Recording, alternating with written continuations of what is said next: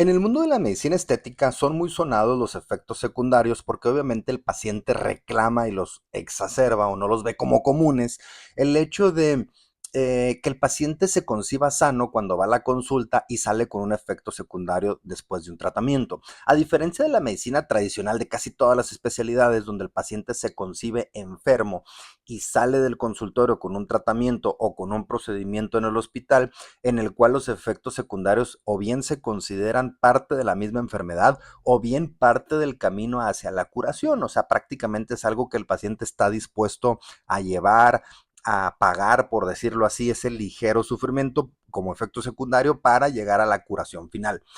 Pero en el mundo de la medicina estética no se concibe así, y por supuesto en el mundo de la cirugía plástica tampoco, porque el paciente se concibe un paciente sano. Entonces, si yo voy a aplicarme botox, rellenos o hacerme un procedimiento quirúrgico y me considero sano y salgo con un efecto secundario, entonces lo considero un error del médico. Esto está muy claro para los pacientes.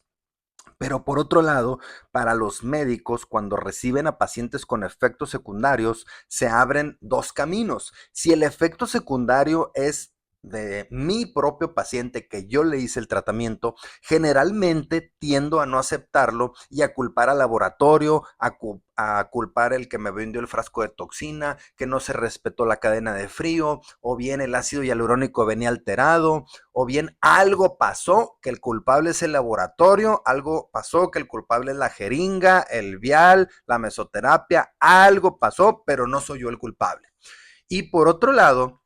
cuando el efecto secundario viene de un paciente que me está consultando como segunda intención, o sea, que ese tratamiento fue aplicado por un compañero médico, o sea, básicamente la competencia, pero es un compañero médico, pues ahí mi criterio cambia totalmente y tiendo a pensar que el otro médico le aplicó mal el tratamiento. Entonces aquí hay un sesgo totalmente de protocolo de cómo atender los efectos secundarios y de cómo pensamos y razonamos de qué origen viene ese efecto secundario. Cuando nos vamos a leer la literatura de Estados Unidos, que son prácticamente los que más publican temas de artículos científicos en medicina estética, vemos que las publicaciones rondan entre el 70 y el 90%. O sea, entre el 70 y el 90% de todos los efectos secundarios post tratamiento de medicina estética están relacionados a una técnica deficiente de la aplicación del médico. Ojo, es interesante entre el 70 y el 90%. Entonces, cuando nosotros o nuestros compañeros o cualquier otro médico haga un tratamiento y el paciente tiene un efecto secundario, lo primero que hay que pensar es qué hicimos nosotros mal y empezar a hacer una autoevaluación y empezar a ayudarle al paciente desde el punto de vista que nosotros nos pudimos haber equivocado de plano, pudimos haber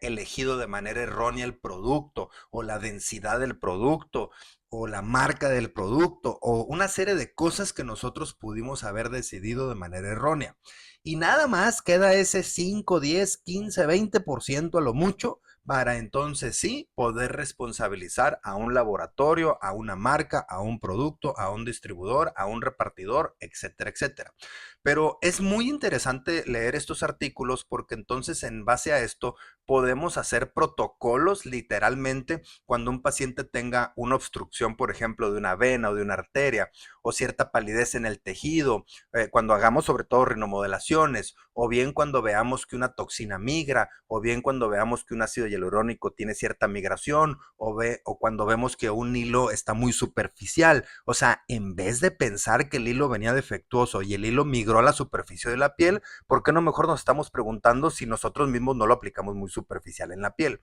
Y estar purificando y estar puliendo nuestras técnicas de aplicación. Esa es la realidad de esto y los médicos tenemos que ser humildes para ser autoevaluados y podernos autocorregir las técnicas y obviamente hacer una mayor destreza con nuestras manos. Espero me lo tomen a bien este video, doctores, y a seguirnos capacitando todos. Gracias, nos vemos.